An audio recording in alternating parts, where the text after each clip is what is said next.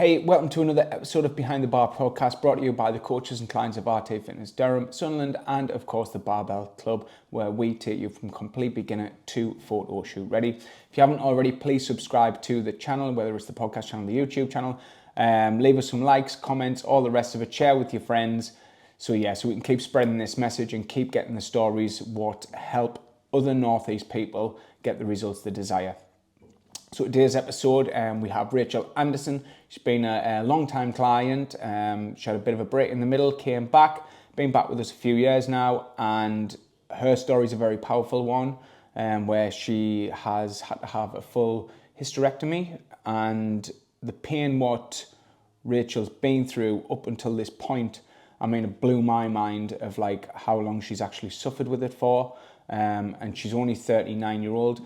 If it's 38, Rachel, don't kill us. But yeah, it's such a powerful thing, and it's given me, especially from a male perspective, of what goes on and the suffering, what she's actually been through, and the full ins and outs of what's happened, how it's affected her in her past, up until some suicidal thoughts as well with it all.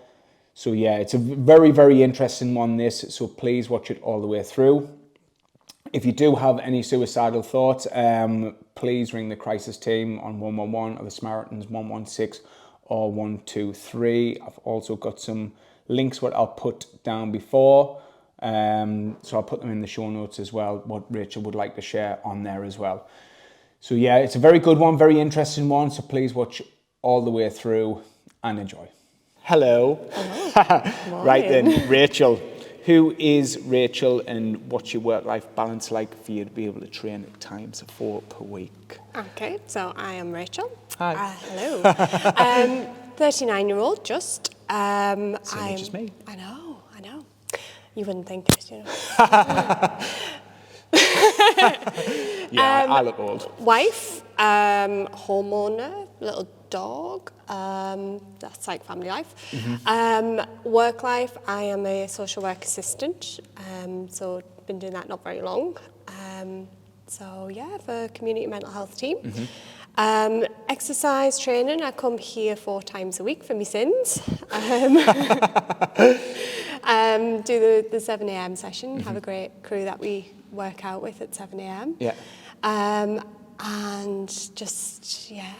So how does you work in that, like, does this fit into your life? Do you have to make it work? Yeah, so I've done the morning session, I've done the afternoon session, I've done the 6 o'clock in the morning session, the 7 o'clock, the 5:45, right, okay, yeah. the 6:30, the Saturday sessions. So it's finding what kind of fits and works for you. So at the minute, I've got quite a good routine. So up early, I've got everything packed and sorted the night before. So I'm like a pack horse coming out of the house with like 300 bags and my water bottle for work, my water bottle for the gym, my coffee on the way. And so it's a few trips to the car to get it sorted. But so I get up, I have my coffee, run out the house with everything, run here, looking very dishevelled. Do the session at 7 o'clock, finish here, normally running out the door with another coffee in my hand. Have breakfast on the way to work as I'm driving there. It's about 50-minute drive to work. Oh, is it? Right, through the traffic, yeah. Right. So through the traffic, hit through Durham, through the school traffic and things. So get to work, have a quick changeover into my work clothes and get sorted, ready for a meeting that starts bang on 9 o'clock. So wow, there's no stuffing. So between getting up first thing in the morning through to probably 10 o'clock, by 10 o'clock I've had 2 meetings. And then find out what's happened the night before with all the people that's on our caseload and what mental health issues have happened with them overnight and what needs to be dealing with. So wow. Okay. It's busy. so that means basically, so you've got to prep the night before? Oh yeah, to be honest, for the night before I've got my gym gear, I've got my work gear, I've got my breakfast and my dinner sorted out ready because I've just got to take it all with us. Like I say, I've got my 2 water bottles so I don't have to worry about fannying on, sorting it out in the morning. It's just done, dusted, car packed, go. In the past, would you have said, I don't know, like say many years ago when you were doing the program, did you have that like routine in place? Not at all. Not at all? No, not at all. I am the world's worst person on a morning. Okay. Don't function without a cup of coffee. Normally, Or 4. Yeah. Yeah. I haven't got vitamin coffee. So yeah, no, I'm the type of person where I run on 2 alarm clocks to get us out of bed in the morning. Normally have one downstairs, so I've got to physically get up to get it to switch it off. My husband normally gives us a jar on the ribs going, will you turn that bloody alarm off? It's doing my head in. Oh, so you've got one set downstairs as well? Deliberately. Okay, right. Yeah, deliberately. I'm absolutely useless in the morning. So if So I don't you're have not it a set morning up, person? God no. Right, Yeah, okay. No.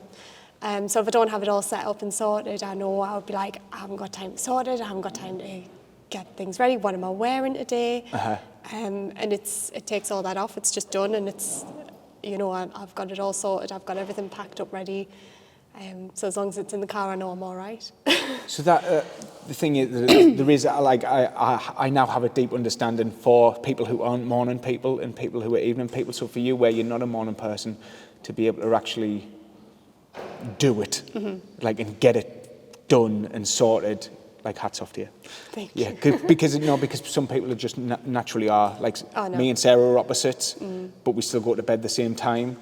But she could like naturally stay up a little bit later, but we still do go to bed at the same time. But even whatever it is, she could easily lie in longer than me. Yeah. Like, I mean, I know it's a Saturday Just now. to be there. It's a Saturday now, as of recording, even though they get aired on a Sunday. Like, I'm still, like, I was up at 5 this morning, but I'm a morning person, and I don't mind it. No, I'm definitely not. Like, hubby's, he manage on about 3 or 4 hours sleep. I'm like, I need 8 hours. Yeah. So. I still get me 8 hours. Yeah. Like, I go to bed at 9, but it's like Sarah could still go longer because she isn't a morning person. Yeah. But I do. That's brilliant. That, because a lot of people who train on the night and they're like, I can't fit the night one in. It's like, train on the morning. They're like, nah, no way. I get up at 8. Yeah, I would be that type of person before. Right. Yeah. That would be me. I'd be like, no, But not now. I'll rock up and, you know, I'd be like, oh, I'll aim to go for like the 5:45 session. Oh, I can't be bothered. I'll go for like the 6:30 session. Oh, I can't be bothered. It's late now. And, you know, so it's just getting everything ready and sorted. And, you know, I think because our time is 7 o'clock, it's like, right, 7 o'clock, I really don't want to come out after work. So I don't want to come to the later sessions. You know, I don't want to still be here at 8:30. You want to wind down. Getting home and then having to start tea and all that. So I'm like, just get it done, dusted, set you up for the day. And then you know, I've had my session, I've woke up, I've done it, feel great going into the morning, and like I said, the job I'm doing, it's quite heavy. So you know, you've just had that light entertainment. Front-loaded. Front-loaded. Like Kaz, yeah. Coming in and just having like banter with everybody and that, and we have a good laugh, and it's just like, you know, how many people start the morning and you've had like conversations with probably about at least 15 people where you've had a bit of joke and a bit of crack on with them. And you've done not that. Serious, like work serious. Not serious, and you've done all that before you've even like stepped through the door at work. Yeah. And you've had all that like fun, and you're already like kind of in a good mood, ready to start your day. So. Excellent. I love that. Right then. So, when did you? What's your fitness and dieting lifestyle been like over your life? Not great. At the young age of 39. Not great. So. At school, I was quite tall, so I was goal shooter for netball. Did a little bit of competitive netball, not massively. Kind of sacked that off because I got out of fitness. I wasn't really very good at fitness, and I wasn't very interested in it. Right.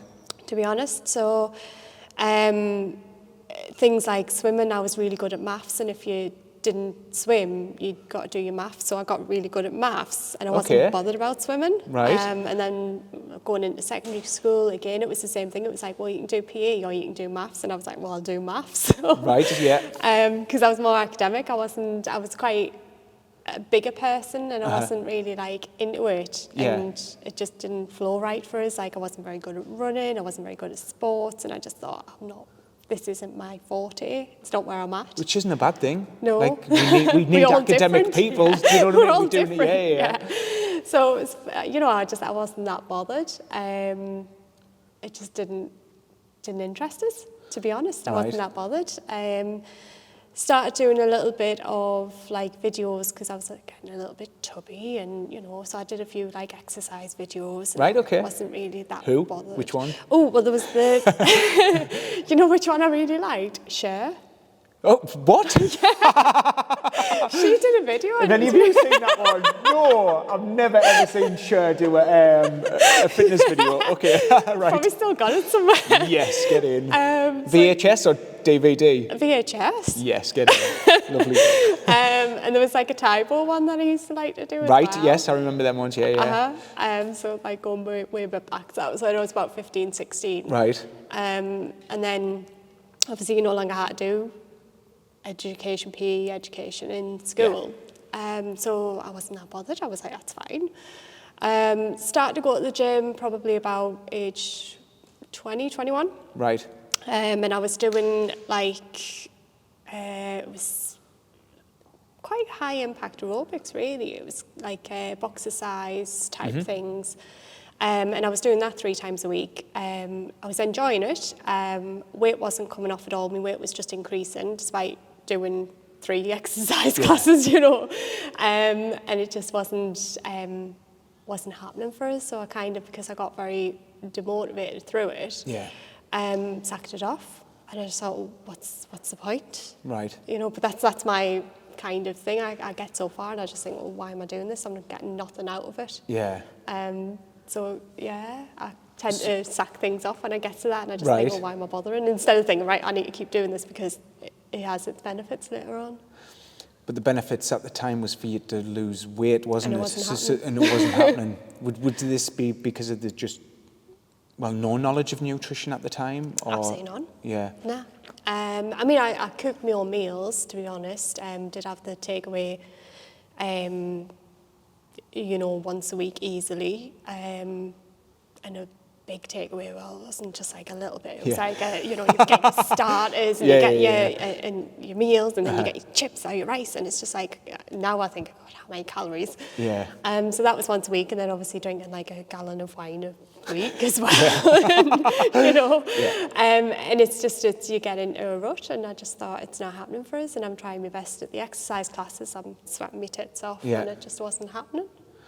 So would you say obviously you know the knowledge now and know that the activity what you need in isn't just the 3 sessions a week, is it? No. Because you're only burning 400, do you know what I mean, in 3 sessions a week. Yeah. It's all the activity and obviously nutrition, as you know now. Mm-hmm. What's your thoughts on that?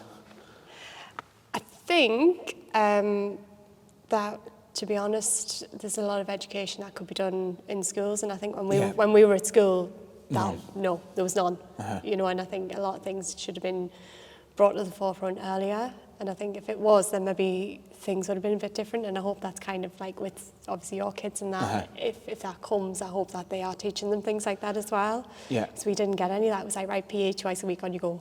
Yeah, once a week for me. Once a week. Oh well. Yeah, that's all it was for us. But I find I'd love it to happen. But it should happen like straight away.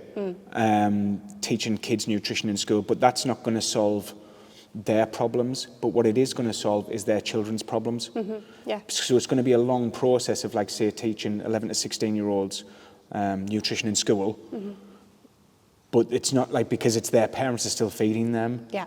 That's the trouble. It's like you can't educate those parents to teach the kids. If we teach the kids about the nutrition, they might go home and say, well, Mum, like, how much protein has this got in?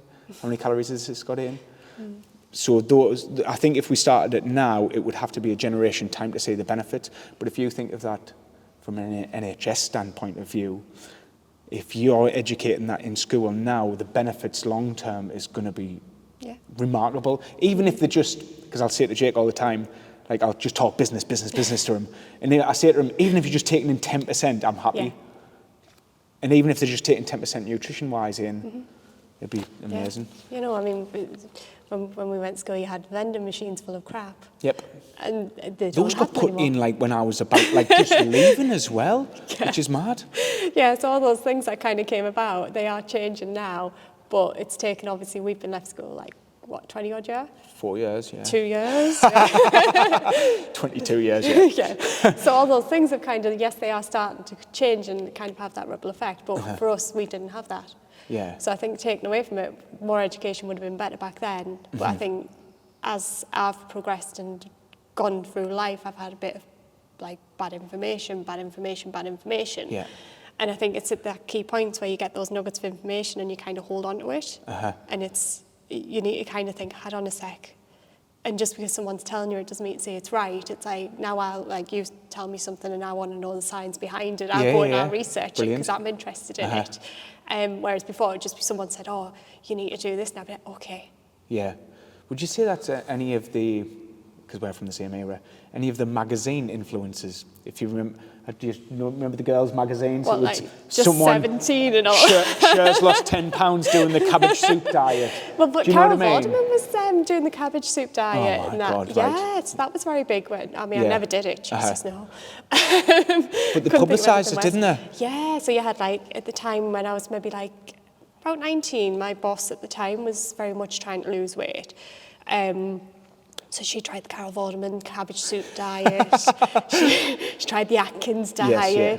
She tried the, I think the 5-2 diet was just being kind of mumbled about at the time. Yeah. And she was doing all these kind of fad diets. And I'm just sat there going, I mean, I wasn't into me fitness or nutrition at the time, but I was looking, just thinking, why are you doing this to yourself? Yeah. You know, you're not losing any weight. You're miserable. You smell rotten, by the way. Right. And she was like, I don't know. You know what I mean? She's like, I'm not getting anywhere with them. But she's been like, it's like where you said you hold on to these little things, and it is, you hold on to all these things through your life. And what we find as well, if someone has done it before and they did lose weight, they'll repeat, even though it's probably not good for them. That worked before, Slim and World Weight Watchers, it worked before, I'll go back in and do it. I suppose some people will be still doing the cabbage soup diet, won't they, somewhere? I hope not. There will be. I really hope not. Don't do it. Do not do it. Don't do it. Put down the cabbage. Yes. So, up. You tell me everything about it as, like I said before, mansplain it in a way. In a way, like obviously, what, well, why did you get it? Obviously, and how, well, what it is as well. Yeah. Why, how, and obviously how it did affect you and how it's helped now. Okay. So I know that was a lot of in one, but yeah. That's all right, it's fine. In a nutshell, my operation, I had a hysterectomy with everything out, basically. Right. So tubes, ovaries, uterus, cervix, everything gone. And this is just recent? Recent. So this is 7 months ago. Yeah. It's very recent. I had the operation. I've had loads of problems, female problems, hormone problems, since I was probably about 10 years old. Starting period is very young. Right, okay, yeah. So a lot of the problems, again, with the, like, choosing maths over swimming, it was kind of relating to that because obviously time of the month and things like that, and it's embarrassing when you're that age wearing a swimsuit or gym shorts, kind of links in with that. So I'd had loads of problems for a lot of years. That's a lot of years. A lot of years, yeah, exactly. A lot of years. Well, it's nearly 3 decades.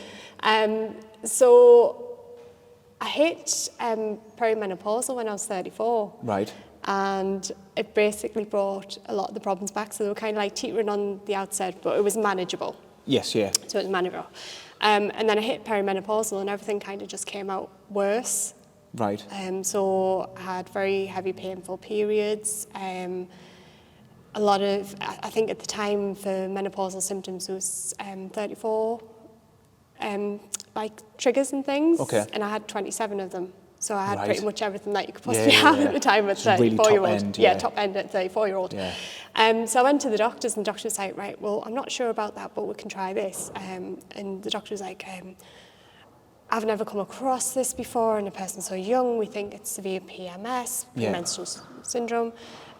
So we're going to try this treatment, but I've only tried it with one other person. Okay. And I'm not sure if it's going to work. Of course, yeah. It's like, right, okay, experiment. Right. So tried that. That was, it was antidepressants, but it linked with your cycle. Okay. So my cycle, I had a very short cycle of 23 days. Right. So every 23 days it was like, dun, dun.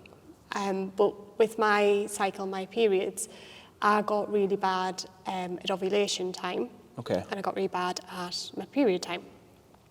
So the condition now, it's kind of developed from being severe PMS to being known as premenstrual dysphoric disorder, PMDD. I'm glad you remember all those words. Wow. Okay. Fancy words. Yeah. So basically PMDD, and what that is basically it's where you have severe PMS and it affects your life in more than 2 areas. So it could be your relationship, your work, your college, your social life, and it's any 2 areas, but it's at the point where it affects you more than what general PMS does. So Right. general PMS, people have it, and some people get it for a day. They get a little bit of an upset tummy, or, you know, they're feeling a little bit shitty, and that's fine. But with me, it lasted pretty much the whole cycle.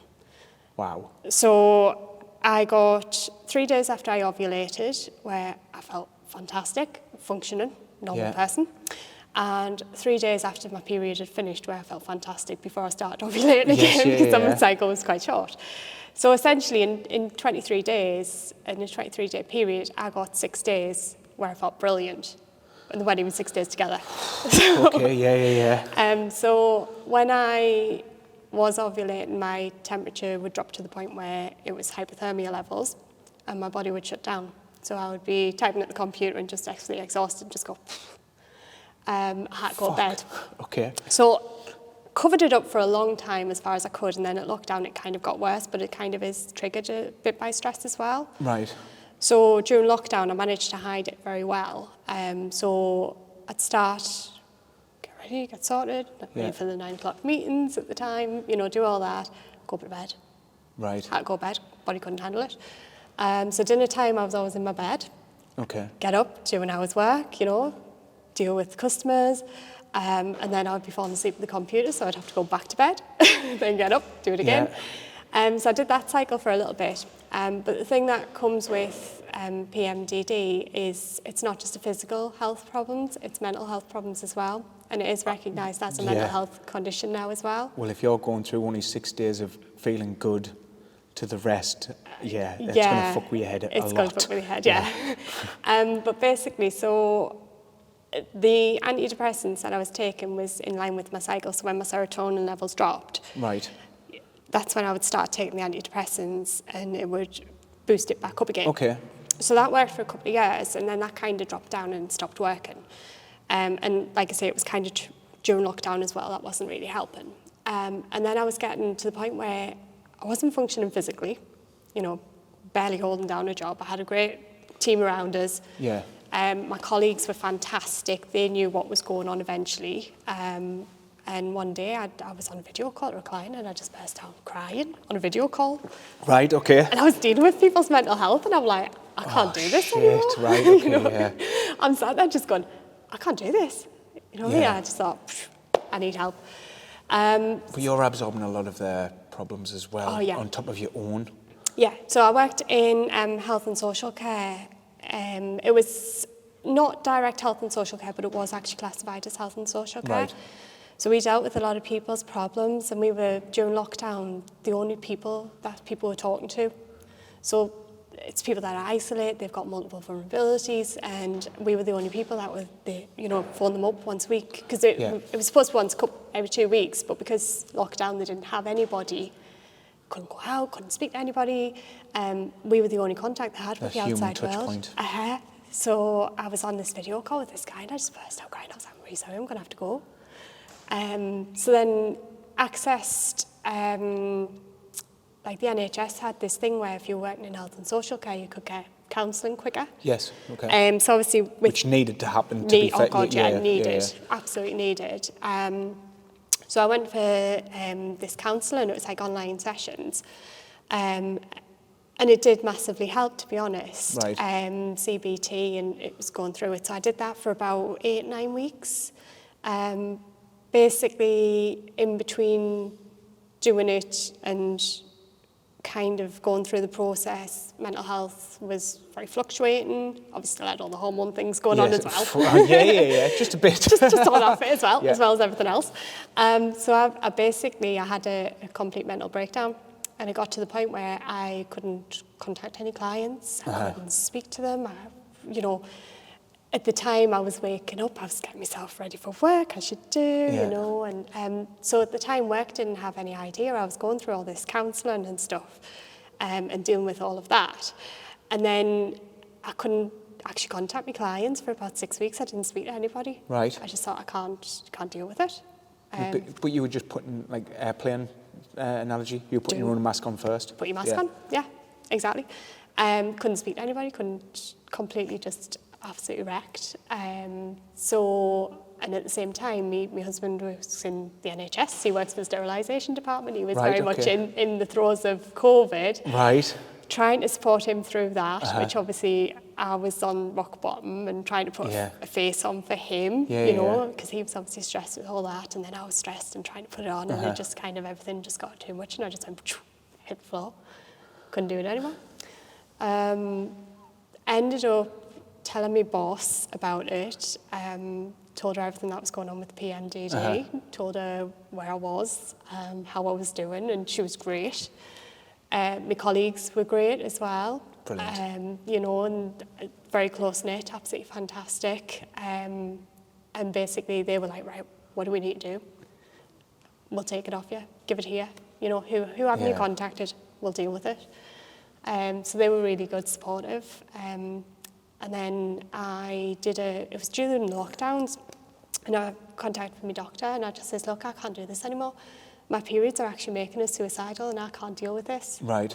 Every 23 days, it's coming again, and it's like, I know it's coming. And I was like, I can't do it. And then you're getting stressed about it just coming, so you like, even those days where you're feeling good, you're probably absolutely dreading it. And I was like, I can't do this anymore. So she was like, right, well, I don't know how to deal with this. This is above my level. Right. And I said to her, I've been tracking my cycle. I know exactly when it's coming. Jimmy could tell us when it was coming. You know, he's like... And I just said to them, I was like, I can't do it anymore. So she sent a referral to the gynecologist, and within 10 days I was in his office, and he was like, right, what have you tried? I was like, so I've tried pills, I've tried like hormone pills, depression pills, CBT, I've tried diet, I've tried nutrition, I've tried this, I've tried that. And he was like, right, so you've got 2 things left for you. This will deal with the period side of things, but it won't actually do anything for when you're ovulating, which is when you're worse. Yeah. And I was like, right, so what's my options? He was like, total hysterectomy. And how did you take that? Or did you know it was coming? Kind of knew it was coming because I'd done a bit of research. So I had done a bit of research about it, and I was just like, right, if that's what's needed. I've never wanted kids, not bothered about it. My husband's not bothered about it. We're just not that way inclined. So I was like, just do it. Yeah. You know, just get rid of it, get rid of the problem. You know, I've had 3 decades of it. Please help. Please help. So he said to us at the time, he was like, well, you need to lose a bit of weight. And I was like, well, I'm fit. You know, I've been, like, during lockdown, I ran at least 2 miles every day. Yeah. You know, made sure I did that just to keep my mental health kind of on par a little bit. And he was like, you need to lose weight. And I was like, so, right, I'm running the Great North Run. In the next month, I'm running the Great North Run. So that's like 13.1 miles. I'm running like the London Marathon. So that's like 26.2 miles. And I'm running the Liverpool Rock and Roll Run. So that's 13.1 miles in the next like 4 weeks. And you're telling us I need to lose weight? I'm fit. Yeah, right, I know I'm a bit podgy, but I'm fit. So he was like, right, okay, so it'll be open surgery. And I was like, well, I'm not really keen on that. But, you know, gets rid of them. Yeah. So and you're like, probably desperate at this point as well. Yeah, absolutely.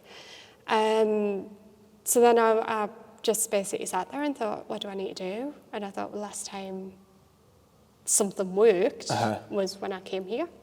Right, okay. I wasn't expecting you to swing it back round to this, but okay. So when I came here, that was when I'd start to lose weight. When I was like, when I originally joined, I did lose a couple of stone, and I thought, well, I know I can lose a couple of stone off that. Yeah. So I came back here, and, well, I came back here online. Oh, shit, yeah. Jesus, man. I forget the time sometimes, but yeah. I know, I'm part of the furniture. So I contacted Sarah again, and I was like, can I come back? Are you doing anything online? Or, you know, and she was like, yeah, come. So that kind was this lockdown 1, 2 or 3? This is kind of, so this is October 2020, so this is coming into the second lockdown. Oh, that November 4-week one. Yeah. So, came back online sessions, which was great because I either had to get up to do sessions with you. Yes, because I was doing the 6:15 one on that 4-week one, didn't I? Yes, you were doing the early one, so I was either get up and do it with you, and then go to work. And on my good days, I was working till 9:30, 10 o'clock at night. Shit. Yeah. Just because overcompensating basically for when I was working, I was working. And then when I couldn't work, obviously I couldn't work. Or it was a case of finish work at, say, I think 5:15 you open the sessions. I think so, 5:30. Something like that. Yeah, and then I would do it with Sarah. But it was good to have that kind of break away from the house, the work, all the other shit that was going on. And it felt right, you know what I mean? I needed that, I needed to do it, but I needed to do it because I didn't want open surgery. Yes. But I needed to do it because I know it sorted my head out a bit as well. You know, like a lot of it I couldn't change, but there was elements of that I thought I do get a bit of a boost when I come. So I come to it in my living room. In my bedroom. I started in the bedroom, moved into the kitchen. Brill. So I came back for that reason. And then when I had my review, so I was put into chemical menopause. Right. So basically they shut everything down. Okay. Chemically. Wow. Okay. Chemically shut it down, so I was able to function again. So it was a bit better. And then I had a 6-month review with them and I'd lost maybe half a stone or something. It wasn't very much in 6 months, but obviously my body doesn't work like everybody else's body works. And he was like, right, we'll do it keyhole because you've lost a bit of weight. Right, okay. So that was obviously better. So then I stayed in chemical menopause for 2 years whilst the NHS got rid of the backlog. Right. Cover backlog. Cover backlog. And then I had the operation 7 months ago. Right. Before the operation, the hospital had this thing, it was like well-being for the time being. And I thought, because I'd been waiting 2 years. And I was like, right, they were like, well, it's to make sure that you're all right before you go into your operation. Is there anything that we can do to try and help? And I was like, actually, yeah, there is. And I said, I've been trying to lose weight for like a year, 2 years now. And it's not shifting. You know, it's coming off. Like I'm doing the equivalent. I had all my charts there and I had all my food and everything logged, you know. I was like, all the data's there. I should be losing like easy 2 pounds a week, 3 pounds a week. And I was like, I'm losing 2 ounces, so I'm putting on 3 ounces. I'm like, there's no rhyme or reason to it. So I asked to speak to the nutritionist at the hospital, spoke to the nutritionist. The nutritionist was like, well, everything that we would ask you to do, like steps, getting movements, you know, like training, anything like that, you're already doing. We can't see anything else where you can do any more. You haven't got any time in your life to do any more because you're doing so much, you know, like I would be on like meetings and if I needed the camera on, I had my under-desk peddler. If I had my camera off, I was on the treadmill. You've got a treadmill in the house, don't you? So I was always doing things, you know, put the kettle on or the microwave, I would be like marching on the spot or just to get the steps up. So I'd be doing all that and she's like, you can't do any more. She's like, I'll refer you to, so it was like the dietitian, she said, I'll refer you to the nutritionist just to see what they say. So I spoke to the nutritionist and the nutritionist was like, but if you weren't doing all that, just imagine how big you would be. She's like, it is coming off, but it's coming off so slow, but it is coming off. So I spoke to her and she was like, basically, I need you to understand this. She's like, I know you've tried for like 2 years to lose weight and you have lost a bit, but you're going to pile it back on when you have your operation. Right. It's going to come on massively quick and it's going to be huge quantities and you just got to wrap your head around it and just deal with it. Okay. And I was like, no. Right. I've tried so long to get this far. And you're just telling us that I've just got to accept that I'm going to be fat and big and unfit. And I was like, no. That's what a strange thing to say. Is that because of the healing process? Okay, right. And so the healing process, balancing out your hormones again. You know, and a lot of people do pile the pounds on. And And I was just like, I can't accept that. That's my fate. It's not, you know what I mean? It's not plausible. It's just not happening. I'm not doing it. That's such a mad thing to say. Because they're expecting you not to move as much, aren't they? So what did you do?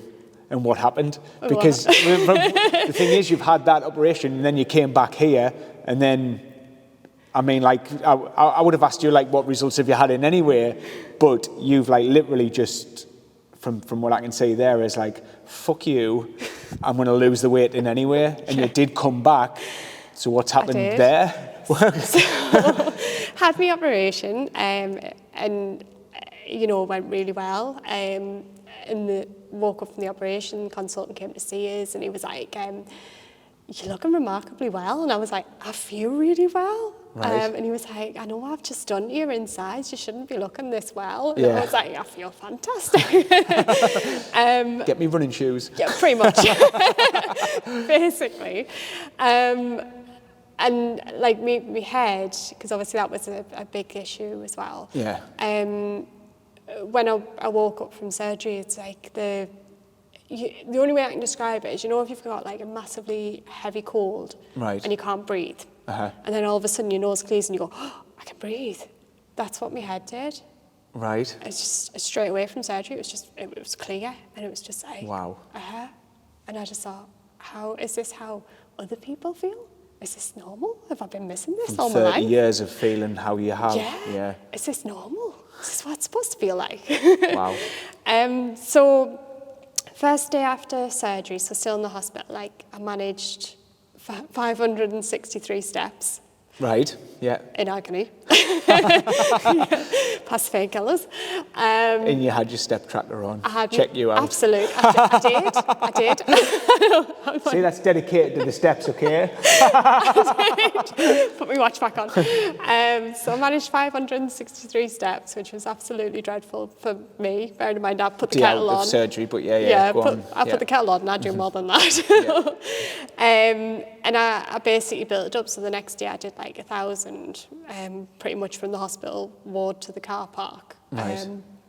And then the next day I thought, right, well, I'll see if I can do like 1,200 and just build it up. So gradually built it up. Obviously still recovering, couldn't do anything. I remember messaging Sarah saying, Sarah's got to be something I can do. You know, you've got to give me something. She's like, I've given you nothing. Don't you do anything.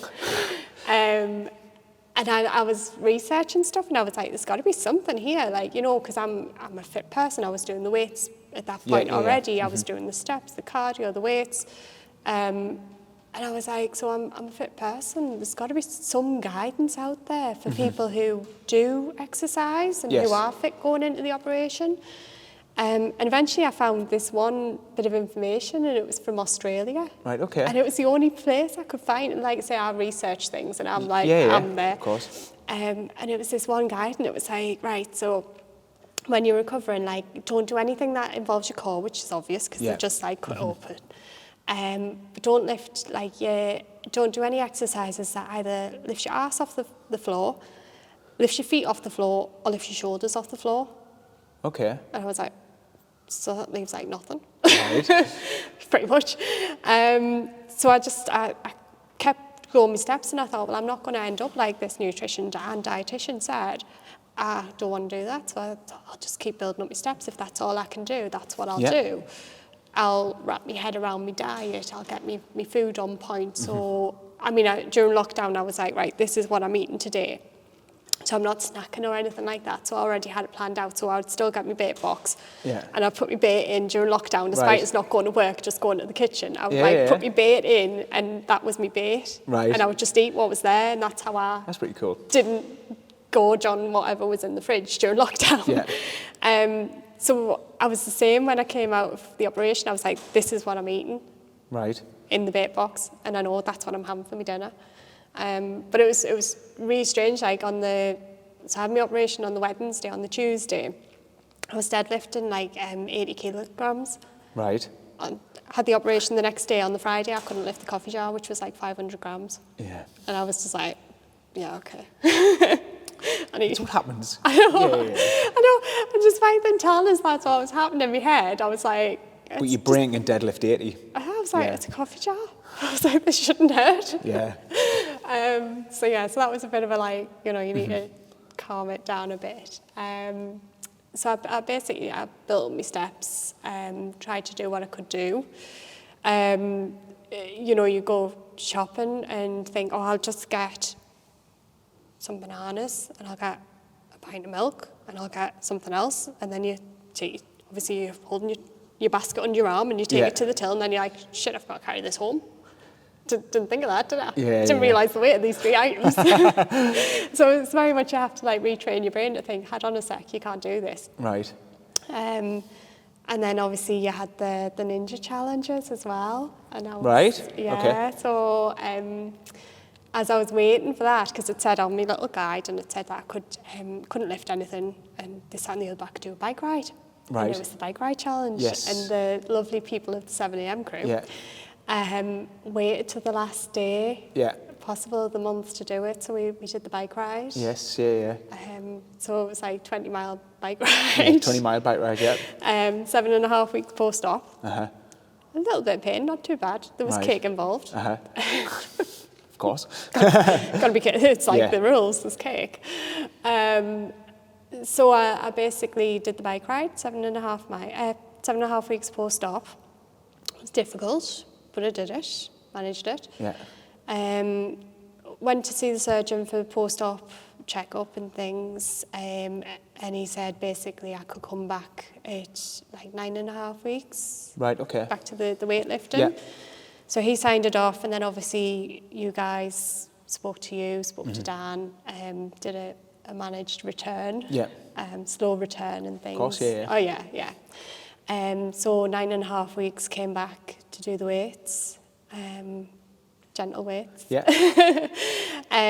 Kept the steps up, kept with the nutrition, and basically started to, like, the weight was coming off. It was gently coming off, so as soon as, pretty much after the operation, my weight started dropping. It did, yeah, that's right. And it was like all the problems that I had with my hormones, basically when I had that removed, it kind of freed us up to be able to do that. It's like my body was like, it's fine, I don't have to fight against everything now, I can just do it. Now you can lose the weight. Yeah. So what did you because it was was it probably this time last year you were about the 200-ish mark? 212, I think. Right.